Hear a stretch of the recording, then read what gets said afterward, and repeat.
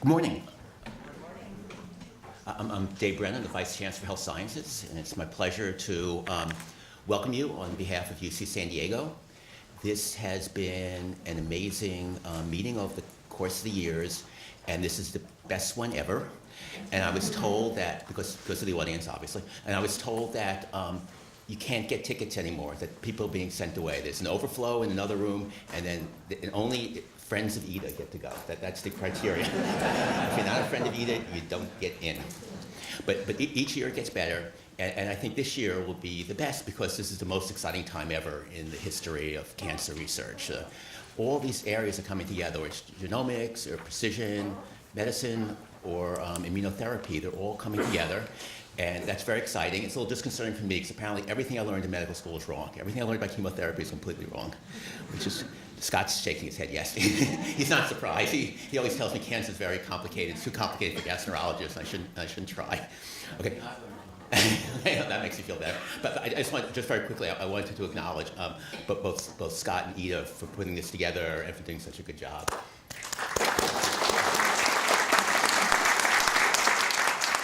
And now I have an admission to make.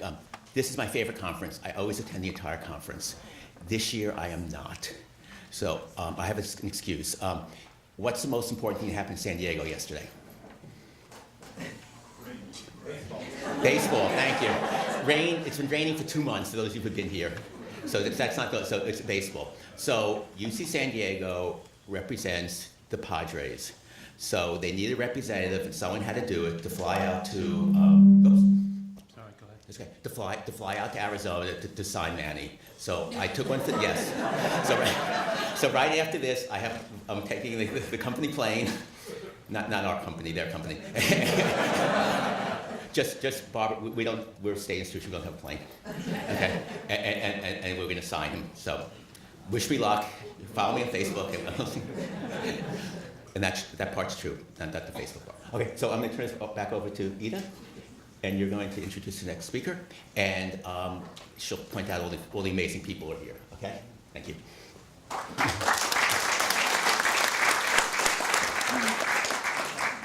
Thank you, David. Good morning. Great to see you all here for the 15th Annual Precision Oncology Symposium. Thank you for being here and braving the weather, like David said. Some of you may be really disappointed by it. I am, but I'll make a promise. We'll make up for it by having a great symposium. So for those who don't know me, I'm Ida Deitreite. My title is Director of Industry Relations, while I focus on translational oncology programs at Morse Cancer Center. My role at this symposium is to bring together people like you, to exchange information and ideas so we can all learn something new and create a better tomorrow for cancer patients. I think we all agree, just like David mentioned, that this is a very exciting time for oncology. We made tremendous progress and lots of breakthroughs to be proud of.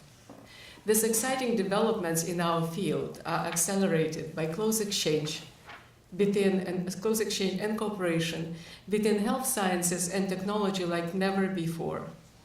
In light of this, we crafted today's agenda that unites cancer researchers across biotech, academia, and technology settings to highlight a variety of key developments in our industry.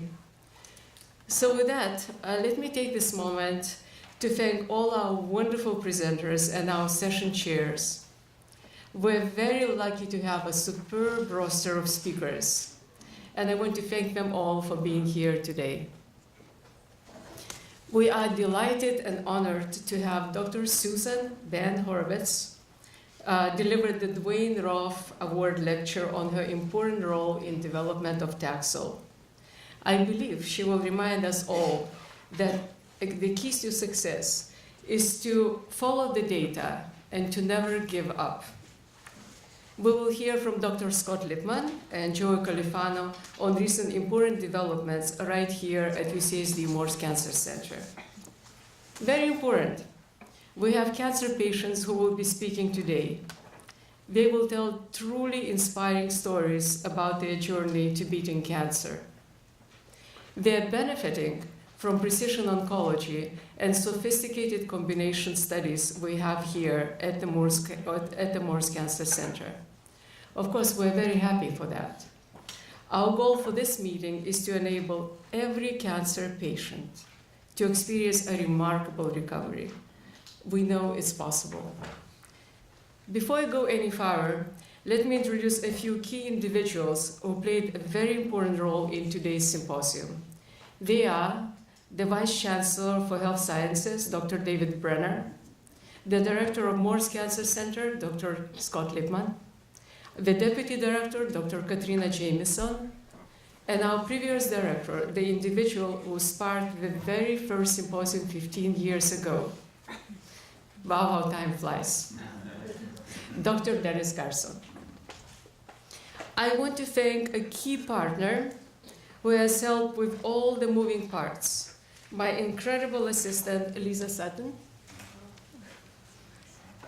I don't see the photo of Lisa Sutton, but I think all of us know.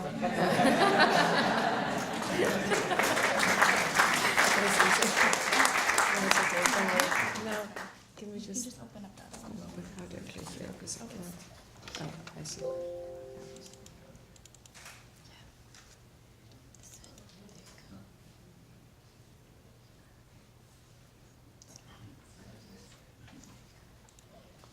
Thank you. Beautiful. I think, all right. Perfect. Lisa said it and her dedicated team today. Thank you. Okay, so we'll have to go back to this. I'm sorry, a little technical stuff here. No, I just want to get this up. Okay, go. So next off, I want to thank our supporters. But let me start by introducing them to you. As you can see, we have industry-wide support from biotech pharma community. For that, we're very grateful. Thank you. One of the sessions today will focus on cancer and stem cells. This topic will be followed by a whole-day symposium organized by Dr. Katrina Jamieson. It will take place on March 15th. And we certainly hope to see you there again. Last but not least, today's pampering lunch is presented by a famous Pamplemousse restaurant with Chef Jeffrey Strauss, Chris Cornell, and their talented team. So to kick things off on a shining note, it brings me great pleasure to welcome our first speaker. He is the director of UCSD Morse Cancer Center. Please welcome Dr. Scott Lipman.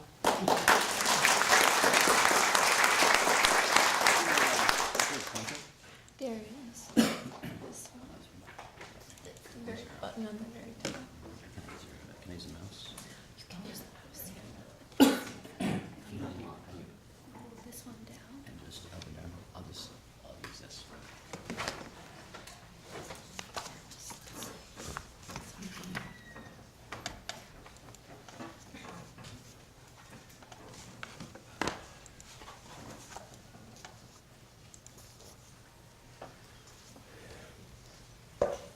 Okay, thank you, Ida. I don't know who mentioned, maybe it was David, about this program being co-organized, or maybe Ida, by Ida and I can leave it to you to see who really organized this thing. My role is to stay out of the way and let her do her thing, and it's just amazing to see, as David mentioned, how great this conference is. And I'm also told that in your badge, which I don't have, but in your badge there's a really neat small program that has the speakers and the times. We're a little behind now. But so I was asked to update you on translational programs at the Cancer Center, and this is a really hard job because there are a lot of really exciting ones. So I'm focusing on some new programs and using some poetic license here. So in this slide, just to illustrate kind of our approach here of how the Cancer Center catalyzes translational research by retreats and symposia like this one at the top, working groups, pilot funding, and co-localization, as I'll come to. And on the right are some examples of recent collaborations. Particularly proud to announce that we received 2 of a small number of NCI Cancer Moonshot grants, one in head and neck and one hepatocellular carcinoma, and some recent Stand Up to Cancer grants that I'll talk about. And you can see that things keep moving quickly. There are a number of grants that have already been submitted in 2019, and we're not through the second month. So I want to illustrate what we call our catchment area, or better yet, what NCI defines as our catchment area. This is the area that we serve. It's in San Diego County, which a lot of you know is a very large population, 4th or 5th in the country. And I want to highlight the hub on the left, the hub map with Moore's here, and this very dense biotech cluster, which is variably the 2nd or 3rd most dense biotech cluster. And so we've focused quite a bit, and I'll show you examples, on partnering with industry and within this hub. And I just wanted to point out one recent grant that exploited this, and that's a collaboration led by David Brenner and Jerry Oleski. Really exciting translational project looking at the biology of hepatocellular carcinoma and its precursors. And again, these types of collaborations are very difficult to do these days. This is really a pure science-driven one, which we're really excited about. The other one, in the context of reducing cancer disparities, so our population that we serve are characterized by a very large percentage of Hispanic people, as you probably know. It's actually about a third. And so one of the translational grants that was we just got, that's actually this month, a couple weeks ago. It's a new initiative, the California Initiative to Advance Precision Medicine here. And there were 3 awards to us, UCSF and Stanford. The award here is called TNB for triple negative breast cancer, and it's focused on Hispanic women. The PIs are here, Pablo Tamayo and William Kim, who's new, Jill Meseroff, who you'll meet later today, who was recruited here by David from the Broad, just took the computational effort here to a new level, and it was very strong to start with. And then you can see Barbara Parker, Elena Martinez, and Jill are also PIs. If you want to know why it's called TNB Celsius, I made the mistake of asking Pablo how this happened, and it had to do with a pioneer 2,000 years ago who was doing precision medicine before they called it precision medicine. He called it reasoned theory of medicine. And he described the idea of matching things. The big difference 2,000 years ago is we didn't have the technology that we have today. But Pablo has read, it's all on the web. There's a multi-volume book that and it's classic the way Pablo digs into this. So in any case, this is, the platform is very computational with machine learning platforms, and it builds on 2 other recent translational grants here in again, computational setting. The Center for Novel Therapeutics, really excited to comment about this. Every year for the past at least 5 years, Dennis, right? This has been talked about, and it actually happened. As you can see, this is an older picture, but it's happened. It actually has an address right here, 3109 or something. I noticed when I drove in. So this is going to open soon, and this illustrates the idea of co-localization. We do this at the stem cell building that Kat can talk about as well. Getting people together. In this case, it's exciting because it's the first academic incubator in San Diego, and it's to enhance academia partnerships and accelerate translation and commercialization of biomedical research. This was the brainchild of Dennis Carson when he was director, and it finally is done. So it's really exciting to see this come together. And Dennis and Tom Kipps will be anchor tenants. This is the floor plan with the academic floor, and the other floor will be occupied by biotech people. There's an accelerator here and so on, but Dennis and Tom and nanoengineering with Lian Fang Zhang and Lorenz, who will be here, and I'm hoping that next year we can actually, I was talking to Dennis last night, have this meeting in the CNT. So just to illustrate an example, so the pancreatic cancer team is phenomenal. It's really one of the top 1 or 2 in the country. And by every metric, it's led by Andy Lowy, who chairs the NCI task force, and you know, we take credit for pilot funding. You love to give pilot funding to Andy because it always has a tremendous ROI. But he did get pilot funding, which led to 2 Stand Up to Cancer grants and UO1s and so on. I'll talk about the interception work.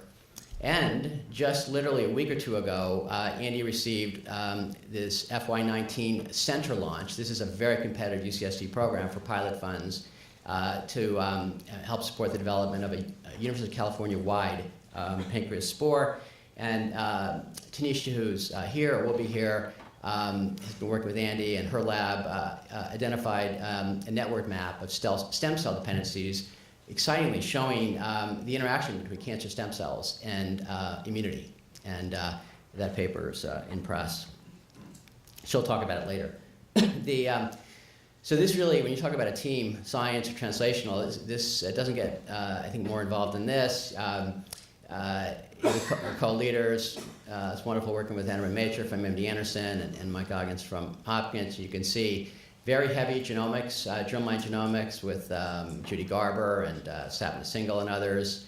The immune, we're developing vaccines, I'll talk about with Liz Jaffe, Jim Allison, and Steve Schoenberger, and then integrating genomics heavily into this with Bert Vogelstein and Ken Kensler, among others. This is exciting. It was just launched at the Stand Up Cancer Summit last month. It's called Generate. That's the first aim of this, and it's the first, U.S.-wide medical genetics testing available. So someone in Tupelo, Mississippi, with no genetics counselors can sign up for this, get free germline testing, and then remote counseling. And this part is being coordinated in Dana-Farber, the germline testing. We are so excited to hear the sites from Boston to San Diego. And because of this, we started a high-risk pancreas clinic. And this is Andy operating here. Some of you may not realize that pancreatic cancer has a very heavy inherited germline component. It's actually, there's breast cancer, ovarian cancer, and pancreas cancer. So we can talk about that, but it's a very strong component. So, and once we identify these individuals, we're developing vaccines for immune interception, looking at Liz Jaffe's KRAS vaccine, and this is the personalized vaccine that Steve Schoenberger has developed that we'll use as well. Just a couple slides from Bill Haidt, who a lot of you know from J&J, talking about some of the issues for industry. A lot of you here in the field, one of the big challenges, he said, that with mountains are identifying high-risk individuals, a big problem, and he cited a study we reported a couple years ago with the first validated marker of risk of oral cancer, and an exciting area, how you follow precancerous lesions, for instance, are high risk, and circulating DNA is looking quite good. This is from a pancreatic cyst showing that we may be able to follow response to therapy or prevention with ctDNA.